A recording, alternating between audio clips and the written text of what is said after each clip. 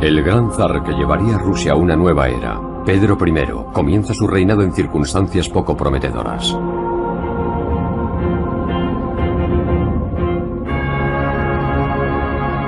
Coronado como corregente, es obligado a compartir la corona. La doble coronación ha sido promovida por su ambiciosa hermana de padre, Sofía Romanova, quien tras dar un golpe de estado, coloca un títere al lado de Pedro.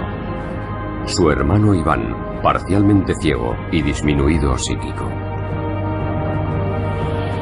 Los zares hermanos comparten incluso un trono doble.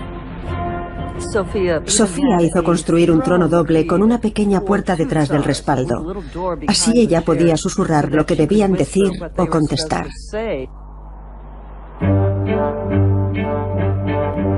Los jóvenes zares heredan un extenso reino de más de 8 millones de kilómetros cuadrados. Sus 8 millones de habitantes viven en una edad oscura en la que la Iglesia Ortodoxa rusa controla el conocimiento y la educación.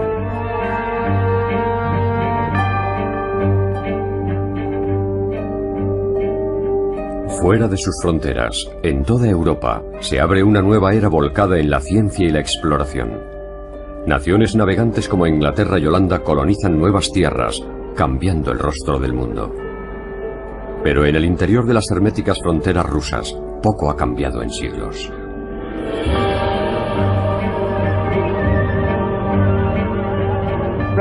Rusia no había vivido el Renacimiento, la Reforma Protestante o la Revolución Científica del siglo XVII. No tenía universidades y apenas contaba con artes seculares. Estaba aislada. Los rusos sabían muy poco del mundo exterior. El Kremlin es la sede del poder. Una fortaleza de piedra en el corazón de Moscovia, la ciudad sagrada de Moscú, donde se espera que estudie Pedro. Moscovia representa el retraso, el estancamiento, la religiosidad. A Pedro le disgustaba enormemente. Mientras sus hermanos Iván y Sofía permanecen en Moscú, Pedro establece su residencia en las afueras de la antigua capital. En vez de estudiar en las catedrales, convierte los jardines de un viejo palacio de verano en un campo de entrenamiento militar. Pedro elige mercenarios extranjeros como maestros. Tiempo después, hombres como el general Patrick Gordon, un veterano de guerra escocés, le ayudarán a construir un ejército formado por centenares de hombres y jóvenes campesinos. A casi todos los niños les gusta jugar a los soldados. Y dado que él es un zar de verdad, juega a los soldados con uniformes de verdad, con caballos de verdad y con armas de verdad. Sus amigos extranjeros le enseñan algo más que el arte de la guerra. Los extranjeros le explican lo que siempre se dijo de Moscovia, que es un lugar horriblemente atrasado y primitivo, que los moscovitas son increíblemente ignorantes y que en comparación con la mayoría de las capitales extranjeras, Moscú tiene muy poco de lo que presumir. Durante 7 años, Pedro aprende acerca del mundo que existe lejos de la vieja Moscovia, mientras su hermana Sofía afianza su poder en el Kremlin. Incluso se atreve a encargar un retrato suyo sosteniendo el cetro y el orbe imperial.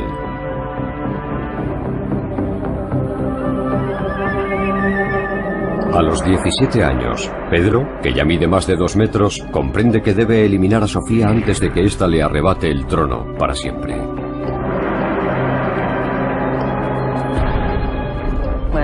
Cuando Sofía se convierte en regente 7 años atrás, aspira al poder absoluto. Quiere ser zarina por derecho propio. Pedro advierte el peligro. Entonces él tiene 17 años. Y se da cuenta de que está luchando contra Sofía, no solo por la corona, sino también por su vida. En agosto de 1689, Sofía decide actuar. Reúne al Streltsy, un grupo corrupto del ejército con gran poder político y militar, y marcha por las calles de Moscú para demostrar su poder.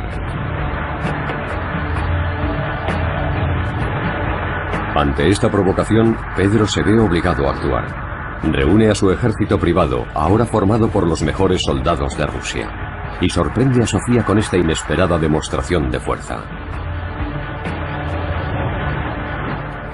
Se limita a hacer desfilar a su regimiento supuestamente con uniforme de gala y declara que a partir de ese momento gobernará solo y que Sofía tiene que rendirse.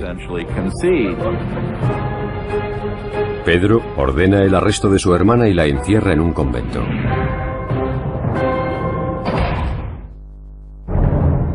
Pocos meses después, en 1690, el zar Pedro tiene un hijo, Alexis el Zarevich, diminutivo en ruso de zar.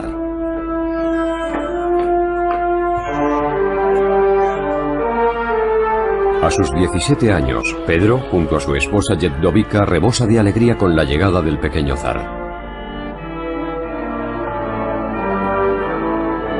Su nacimiento asegura la supervivencia de la dinastía. Pedro estaba feliz por haber tenido un varón. Para eso había cumplido con sus obligaciones con Yevdovika. Pero las cosas comienzan a complicarse muy pronto. Era un matrimonio concertado. Él no lo había organizado y piensa, como de todo lo que no organiza él mismo, que de alguna forma es una farsa. Fue un matrimonio desgraciado, porque Pedro despreciaba la forma de vida moscovita, odiaba el Kremlin, y su esposa era un producto de todo eso. El joven zar ya había encontrado el amor de su vida, y no era una mujer, sino su pasión por los barcos y la navegación. Los barcos de vela eran los cohetes espaciales de aquella época, la cima de la alta tecnología. Pedro, como muchos adolescentes, sueña con construir barcos y navegar, y está dispuesto a hacer realidad su sueño, construir naves que recorran los océanos. Eso es lo que él quiere. Las potencias occidentales han amasado fortunas con sus flotas y ahora dominan el mundo. Y eso es lo que el zar Pedro quiere hacer por Rusia.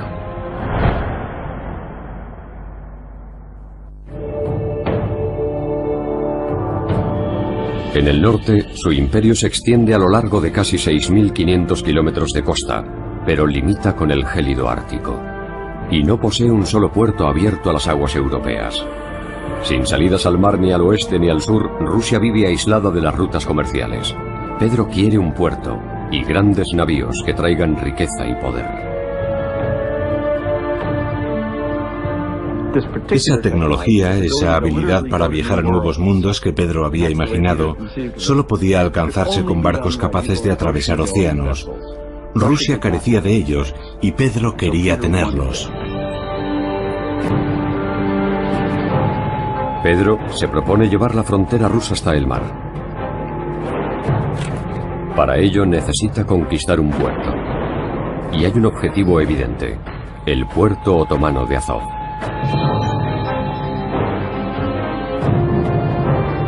Un puerto allí abriría un pasillo hasta el Mediterráneo y las riquezas de Europa. Pero el Mar Negro y la costa que lo rodea pertenecen al imperio más poderoso de la región: los turcos otomanos. Los otomanos dominan el mar y las rutas comerciales desde hace más de 3 siglos. Ahora Pedro quiere un trozo del pastel. En 1695 el zar lanza su cruzada. Su ejército avanza por tierra y ataca la fortaleza de Azov. Pero los barcos otomanos representan una ventaja decisiva.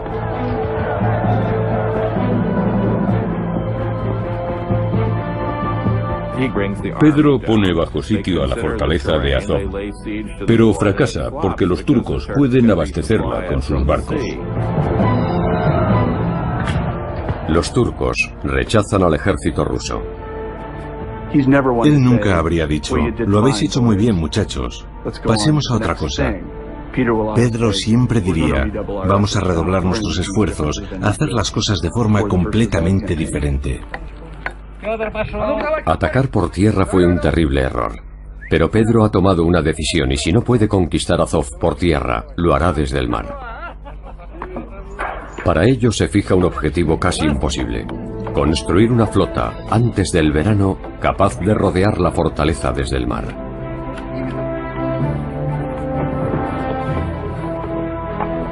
Y recluta a casi 30.000 hombres para que trabajen en sus astilleros.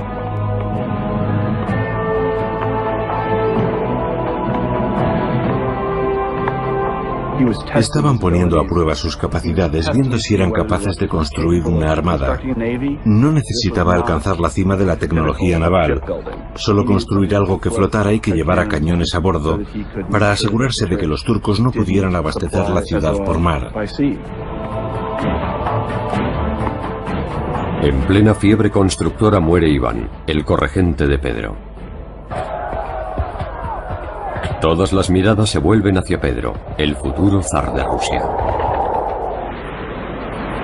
En tan solo 5 meses, en la primavera de 1696, Pedro tiene lista su flota de guerra.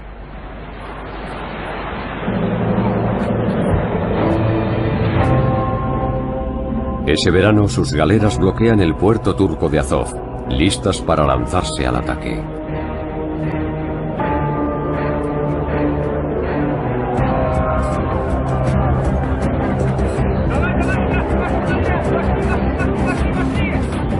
Pedro da un ultimátum a los turcos. Deben elegir entre la rendición y la muerte. Los turcos se niegan a rendirse.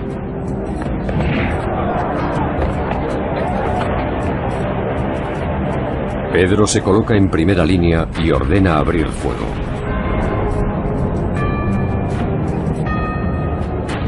Sus fuerzas bombardean el puerto durante mes y medio. Su flota impide que las naves otomanas abastezcan a sus tropas. Finalmente, los turcos entregan Azov. En su primera batalla naval, Pedro derrota a la superpotencia regional y consigue su puerto marítimo. Es una gran victoria. Ya no se trata de un juego militar en las afueras de Moscú. Ha conseguido crear una flota y poner en jaque a una potencia mundial en una batalla que finalmente ganó él. La victoria de Azov es una victoria incompleta. Sí, ha conquistado el puerto y ha ganado una salida al Mar Negro, pero no puede acceder al Mediterráneo, porque el poderoso Imperio Otomano no va a permitírselo.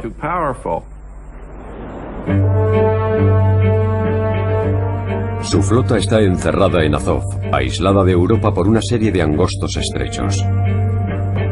Puntos de control fuertemente vigilados por el ejército otomano. Pedro necesita aliados poderosos para romper el bloqueo, conseguir que los europeos se pongan de su parte.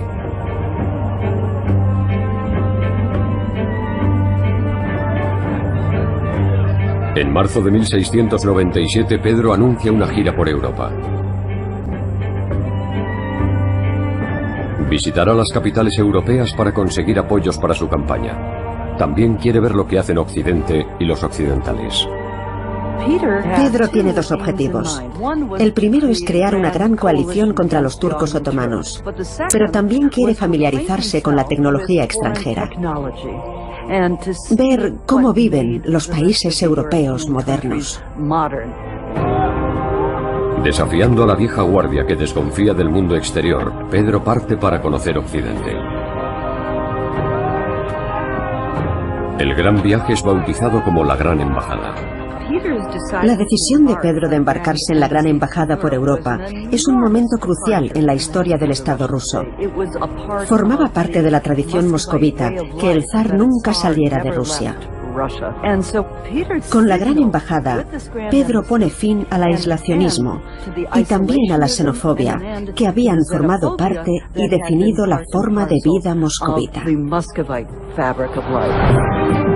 Explorando la Europa del Renacimiento, Pedro lo estudia todo, desde la construcción naval a la cirugía. Pero el zar no tiene tiempo para ceremonias reales. Incluso intenta escapar de la pompa y la ceremonia viajando de incógnito, vestido como un humilde carpintero. Tenemos a un zar de más de 2 metros, un gigante, que insiste en viajar con un grupo de enanos para acentuar su altura. La idea de viajar de incógnito es realmente ridícula. Y por supuesto, todos los reyes de Europa saben que el zar de Rusia está de visita. Todo está organizado de antemano por varios monarcas, pero él dice, al diablo. Yo quiero estar con la gente trabajadora, gente que sepa que es nuevo y que no lo es. No me interesan esas ridículas ceremonias. Pedro bebía cantidades formidables de alcohol y se hacía rodear de gente que bebía cantidades formidables de alcohol.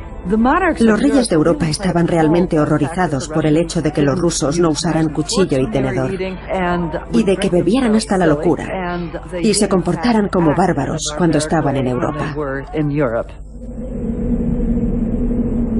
En julio de 1698, en Viena, el emperador de Austria da la bienvenida a Pedro y su alborotadora compañía. Pero 1600 kilómetros al nordeste, en Moscú, estalla una revuelta. La nobleza está harta de las escapadas del zar. Los Streltsy, la vieja guardia contraria a las reformas, le advierten de que un verdadero zar debe conocer su país y no moverse de Moscú.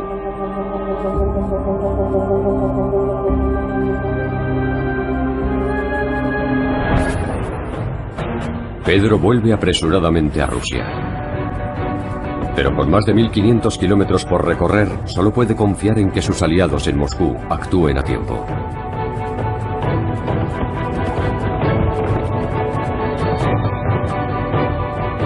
El general Patrick Gordon, tutor militar del zar en su infancia, concentra el antiguo ejército de Pedro en las afueras de Moscú y se enfrenta a los rebeldes.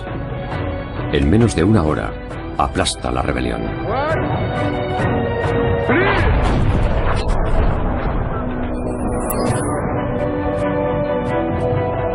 Pero para Pedro, esta revuelta es algo más que una simple traición. Su objetivo será purgar todo lo que represente a la vieja Rusia.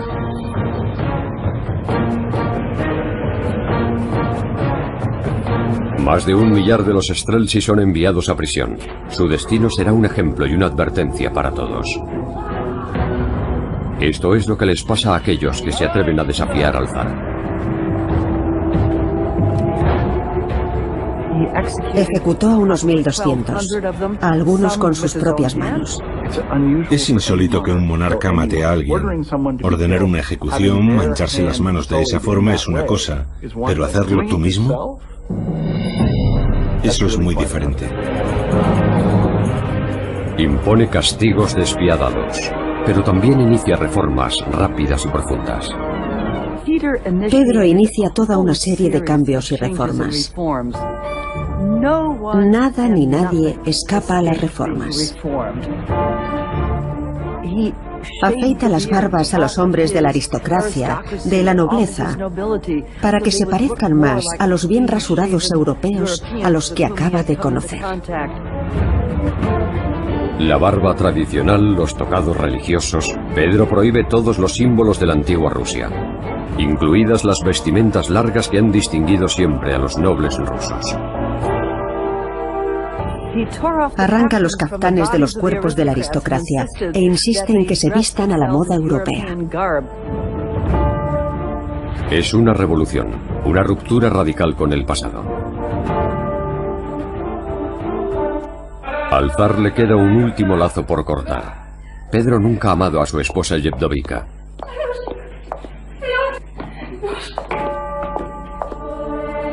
Comparada con las sofisticadas mujeres occidentales, ella le avergüenza con sus antiguas costumbres. Pedro la condena a vivir en un convento.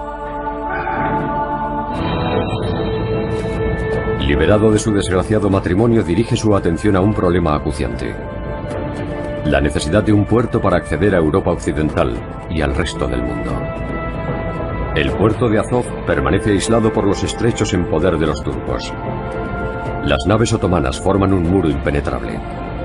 Pero a 1600 kilómetros al norte, solo una fina barrera se interpone entre Rusia y el mar Báltico. Una estrecha franja de tierra en poder de un viejo enemigo.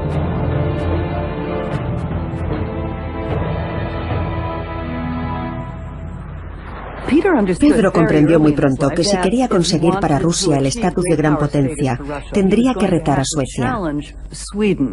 Y decide que eso es lo que tiene que hacer para poder controlar el Báltico y convertir a Rusia en una gran potencia europea.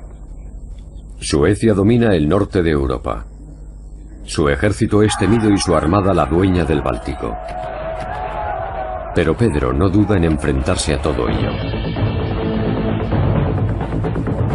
Los suecos son peligrosos. A ningún ruso sobrio se le habría ocurrido pensar en derrotarlos en una guerra. Pedro, decidido, reemplaza al antiguo Streltsy por un nuevo ejército de 40.000 hombres.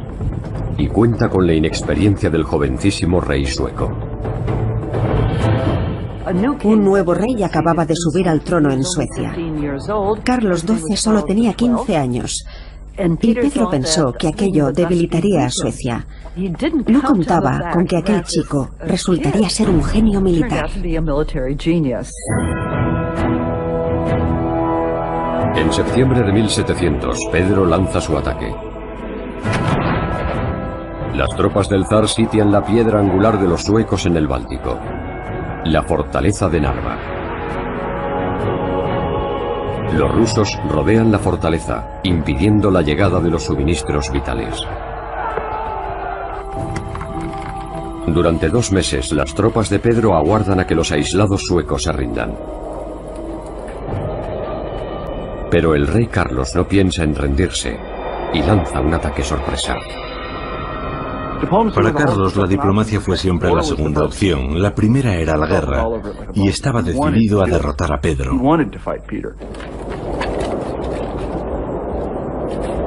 Las tropas de Carlos son 4 veces inferiores en número, pero una ventisca cegadora sopla a su favor ocultando a sus escasas fuerzas.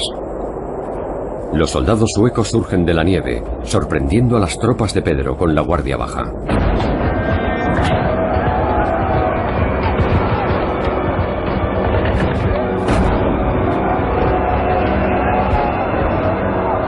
El pánico se apodera del ejército ruso y sus soldados huyen en desbandada. Fue una derrota terrible.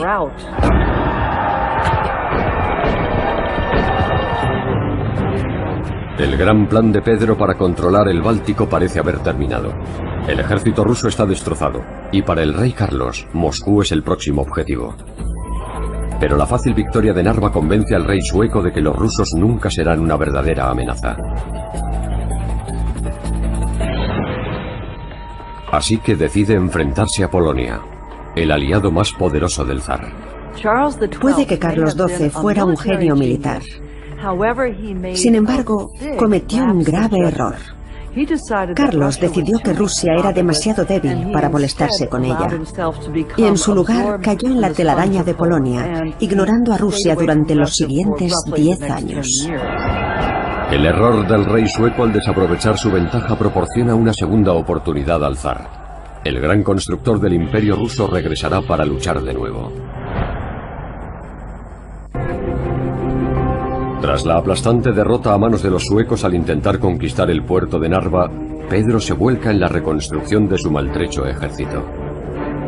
Para ello cuenta con un rico recurso natural, la vasta población rusa. Pedro dedica todo su tiempo a reconstruir su ejército y año tras año realiza incursiones limitadas en territorio sueco para que sus hombres ganen experiencia. En el ejército de Pedro los reclutas deben servir un mínimo de 25 años. Vidas y haciendas son sacrificadas por toda Rusia para pagar el nuevo ejército del zar. Pedro insistía en que todos los recursos de Rusia se dedicaran a la creación de un ejército moderno. Todo valía, desde fundir las campanas de las iglesias para hacer armas, hasta poner impuestos sobre las botas y los féretros para financiar al ejército. Tras su fracaso en Narva, Pedro cambia de táctica. Derrota a los suecos en pequeñas batallas por toda la región báltica, mermando sus fuerzas y agotando sus recursos.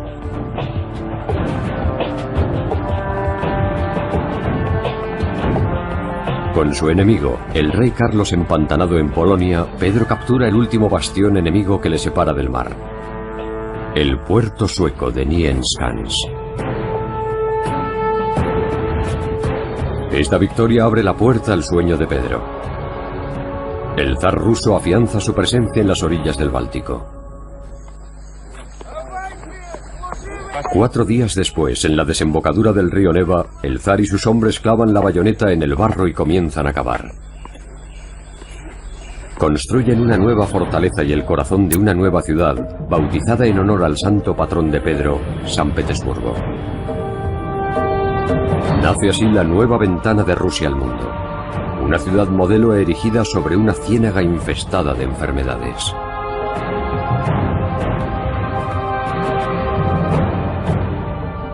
Fue la ventana de Pedro hacia Europa, el centro de su imperio.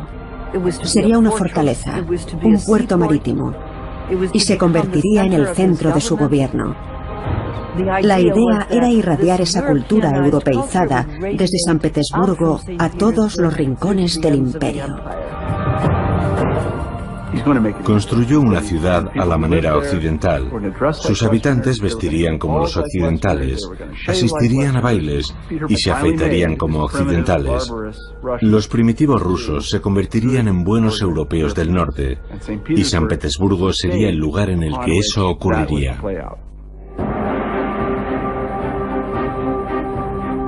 El zar dedica todos los recursos a construir su nueva obra maestra. Pero la ciudad modelo de Pedro desangra al país tanto en materiales como en mano de obra. Esta agitación sacude violentamente a un soldado, a Alexis, el hijo de 18 años del zar. Aferrado al pasado y al recuerdo de su madre moscovita, Alexis representa todo aquello que Pedro quiere cambiar. Alexis se siente más en casa en Moscú. En realidad desprecia San Petersburgo. Desprecia a la marina, desprecia al ejército y también las políticas pro-occidentales de su padre. Su resistencia aviva el deseo de su padre de cambiar a su hijo. Pedro piensa que el futuro de Rusia depende de que consiga convertir a su hijo en un hombre moderno. Pedro llama repetidamente a su lado a Alexis y le propone distintas tareas. Y lo prepara, o hace que lo preparen, para que tenga la formación necesaria para ocupar algún día el lugar de su padre. Alexis no muestra ningún interés por todo eso. Piensa que es aburrido y desagradable, y se limita a obedecer las órdenes, nada más. En 1708, el zar encomienda a su renuente aprendiz una misión militar vital: defender la ciudad sagrada de Moscú de una invasión.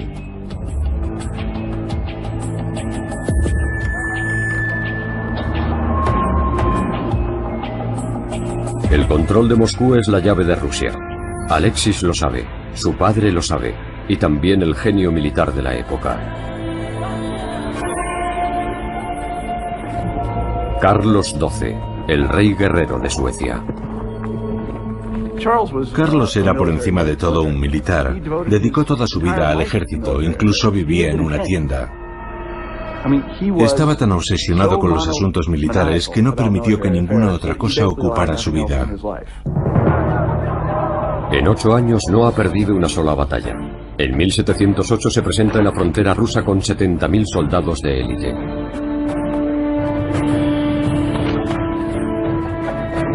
Tras la aplastante victoria sobre Rusia 8 años antes, el sueco se prepara para dar otra lección al zar. Pero en esta ocasión sus tropas han soportado un largo y duro invierno. El peor que se recuerda. El 17 de junio de 1709, Carlos pasa revista a sus tropas. Ha ganado todas las batallas importantes sin sufrir una sola herida, tan solo una pierna rota. Pero hoy su suerte termina.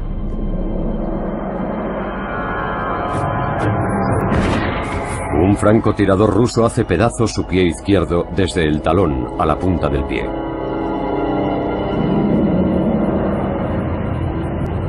Diez días después se enfrenta a la batalla más importante de su vida atrapado en una camilla. Y lo que es peor, sus agotadas tropas están en inferioridad de 2-1. Los rusos juegan en campo propio y se enfrentan a un ejército diezmado. El 28 de junio, en la batalla de Poltava, la infantería del zar rechaza el ataque enemigo. Los suecos comienzan a tambalearse. A mediodía se baten en retirada. Lo que pasó en Poltava fue que los suecos estaban muy lejos de sus bases de suministros y estaban exhaustos. Pedro aprovechó esa circunstancia que él conocía para atacar a sus enemigos en Poltava, y fue una derrota terrible para los suecos. El rey Carlos es alejado de la carnicería. Su invencible ejército yace en el campo de batalla. La supremacía sueca ha terminado. Esta derrota dejó muy claro que Rusia había ganado la Gran Guerra del Norte. Fue una auténtica conmoción para Suecia y su rey, pero también para el resto de Europa. Todos comprendieron que había un nuevo y poderoso miembro en la familia de las naciones europeas. La victoria de Poltava cambia el equilibrio de poder en Europa. Con una cabeza de playa por fin segura, el siguiente objetivo de Pedro demostraría ser un reto mucho más duro: asegurar su legado, convirtiendo a su hijo en un digno sucesor. Era un joven que no había mostrado interés por nada, salvo en rememorar los antiguos tiempos y el clásico estilo de vida moscovita. Y Pedro estaba empezando a perder la paciencia con Alexis. En el otoño de 1711, Pedro prueba una nueva táctica para modernizar a Alexis: casarlo con una mujer occidental. Lo que hizo Pedro fue casarlo, para que madurara, para prepararlo para las responsabilidades de la corona.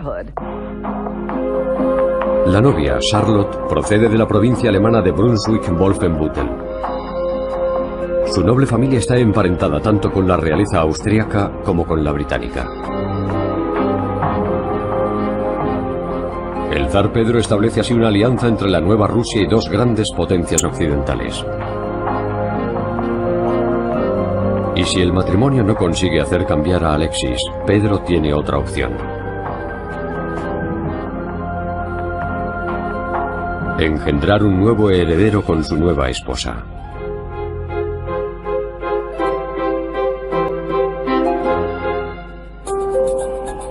En enero de 1712, pocos meses después de la boda de Alexis, Pedro prepara su segundo matrimonio.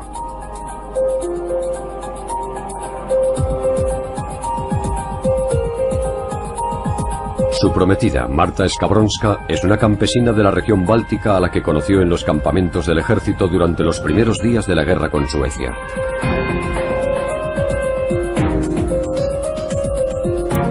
La serena Marta es la pareja perfecta para el inquieto y temperamental zar. Muy pronto adopta el nombre ortodoxo de Catalina.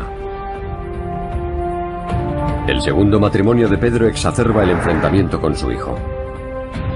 A sus 23 años, Alexis no ha hecho gran cosa en su vida. Con esos años, Pedro ya se había enfrentado a los turcos en el Mar Negro y destacaba en el combate y la navegación. Su hijo teme ambas cosas. Pedro adora la occidentalizada San Petersburgo. Alexis solo se siente en casa entre los muros del viejo Moscú. Pedro medía más de 2 metros. Era un gigante. Era enérgico, obstinado, y tenía una visión. Supo ver los vientos de cambio que se avecinaban. Y Alexis era triste, mediocre, era pasivo. Pedro estaba muy preocupado por la actitud de su hijo. En una carta le decía: dejas que te alimenten, como un pajarillo con el pico abierto. Hasta que en octubre de 1715, Alexis por fin tiene algo que ofrecer a su padre. Su esposa Charlotte da a luz a un varón sano, Piotr Alexeyevich, Pedro II. Pero la madre del nuevo heredero de los Romanov no se recupera del parto.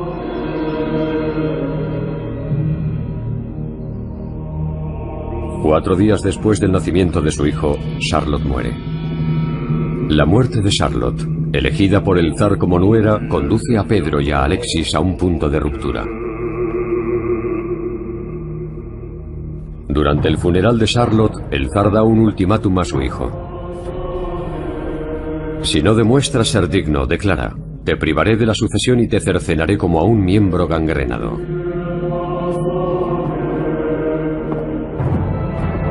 Pocos días después, Pedro da otra sorpresa a Alexis. La nueva esposa del zar, Catalina, también da a luz a un varón, Piotr Petrovich. De repente, el zarevich Alexis tiene dos rivales por el trono de su padre, su propio hijo y su nuevo hermano.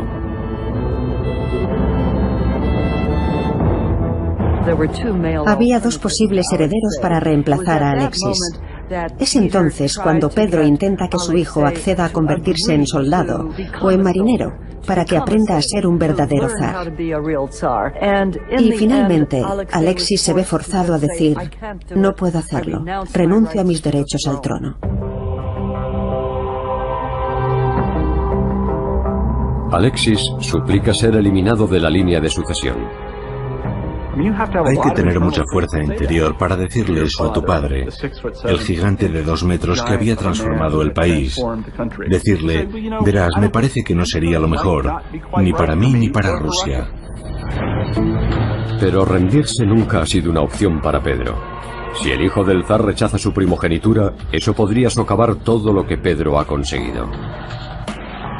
Intentó convertirlo en un pequeño soberano y no funcionó. Alexis dijo: no me interesa. Pedro no podía concebirlo. En agosto de 1716, Alexis sucumbe ante la presión y huye. Incapaz de satisfacer las exigencias de su padre, el príncipe abandona Rusia.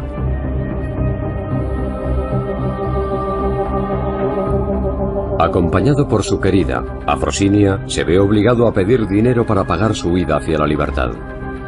Uno de sus pocos amigos le advierte: si tu padre intenta persuadirte de que vuelvas, no lo hagas. Te decapitará públicamente. Pensó que era su única y última oportunidad. Era evidente que en Rusia nunca podría tener una vida normal con Afrosinia. Pedro no le dejaría en paz. La única opción para un heredero al trono como él era buscar la protección de otra familia real. La noticia de la huida de Alexis a Austria corrió por toda Europa. Pedro no podía controlar a su propio hijo. Era una mala señal. Pedro considera la huida de Alexis y su petición de refugio a otro monarca como una especie de traición. Es entonces cuando empieza a sospechar que tal vez su hijo y sus amigos, gente que añora la antigua forma de vida moscovita, van a intentar derrocarle o asesinarle. De esta forma, Alexis, a quien algunos llaman nuestra única esperanza, subiría al trono para ocupar su lugar. Los enemigos de las reformas de Pedro consideran a Alexis la única esperanza de un deseado regreso al pasado. Pero los críticos del zar ocultan su descontento. Saben que la más mínima sospecha de traición será castigada con el martirio y la muerte.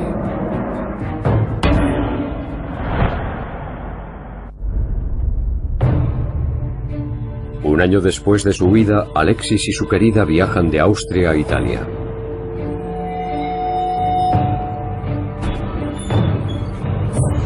Un agente del zar Pedro, el conde Tolstoy, los encuentra en Nápoles. Allí entrega al sorprendido príncipe un ultimátum de su padre. Pedro le dice a Alexis que lo olvidará todo si vuelve a casa y se arrepiente de lo que ha hecho. Y Alexis, en un conmovedor momento de credulidad, decide creer en su palabra. No entiendo que tuviera ningún motivo para hacerlo. Él había visto cómo trataba su padre a todos aquellos a los que guardaba rencor o resentimiento, y no era agradable. Alexis vuelve lleno de confianza y esperanza, y es tratado de una forma absolutamente brutal, terrible. Alexis suplica a su padre que le perdone, que le permita llevar una vida sencilla en el campo con su querida. Pero el zar ni perdona ni olvida.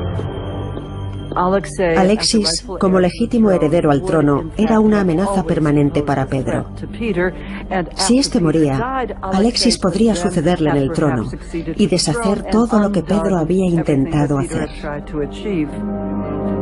Pedro era un hombre orgulloso y desconfiado. Creo que nunca tuvo la más mínima intención de dejar que su hijo volviera a casa. Ya había decidido que era un traidor. Algunas voces comentaron que mientras estaba en la corte del emperador de Austria, Alexis había intentado reunir un ejército para invadir Rusia, derrocar a su padre y hacerse con el trono. Así que Alexis no era simplemente un cobarde que huía. Tras suplicar un ejército al emperador de Austria, incluso había pedido ayuda al peor enemigo de Pedro, el rey sueco Carlos XII. Pero apoyar al débil hijo del zar no era una apuesta aceptable para los enemigos de Rusia. Los austríacos no creyeron en ningún momento que fuera capaz de hacer algo así. El primer ministro le dijo al emperador austríaco: esta persona no es capaz de hacer ninguna de las cosas que intenta que acordemos. Desde un punto de vista psicológico, era una persona extraordinariamente pasiva, que cuando se despertaba por las mañanas no tenía ni idea de cuándo debía levantarse, ni qué debía hacer después. Y nadie podía imaginarle dirigiendo un ejército capaz de derrocar a su padre.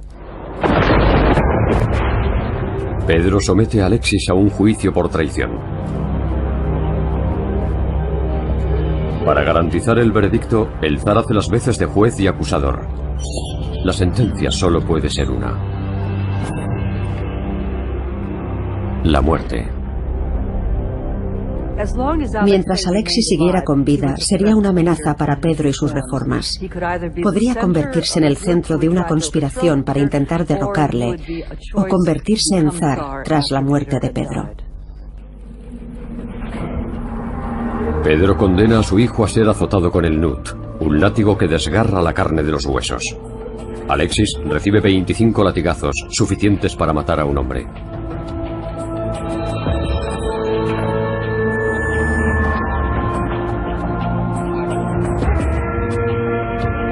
Cinco días después se enfrenta a otra sesión de tortura.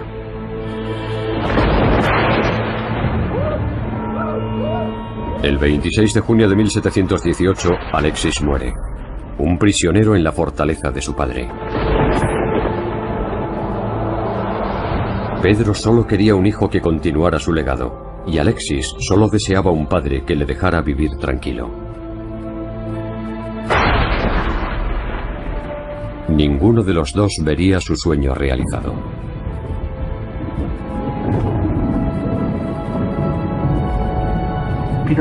Pedro no puede dejar de considerar a Alexis como un fracasado, alguien que nunca cambiará, alguien que tiene que ser eliminado, que tiene que ser aplastado. Aquello fue una tragedia, una gran tragedia, porque Pedro se vio obligado a elegir entre su hijo y la modernización de Rusia. Fue una especie de metáfora para toda Rusia. Ninguno de vosotros quería ser arrastrado al siglo XVIII, ni que lo convirtiera en un buen europeo del norte. Y especialmente mi propio hijo no quería. 10 meses después de la muerte de Alexis, el legado de Pedro sufre otro duro golpe. Su único hijo vivo, Piotr Petrovich, muere a los 3 años de edad.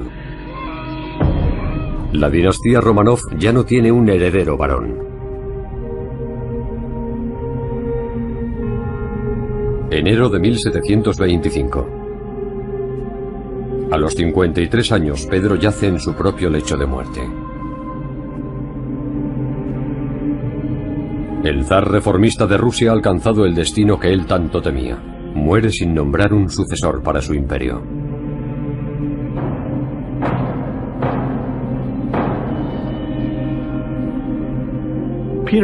Pedro creó una situación en la que la sucesión era muy problemática. No existía un candidato claro que pudiera continuar con el proyecto que él había iniciado. El proyecto de Pedro, su nueva Rusia, era una fuerza imparable. En el plazo de una vida había transformado a la nación más grande de la Tierra. Obligó al mundo occidental a volver su mirada hacia el este y a admirar y temer al Imperio ruso.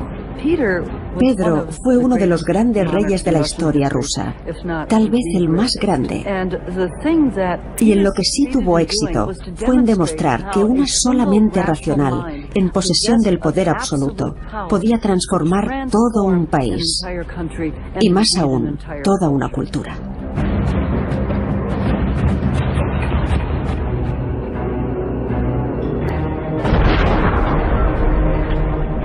Pedro el Grande sacó a Rusia de su pasado medieval y la catapultó a un vibrante y poderoso futuro. Fue el padre de una nueva Rusia.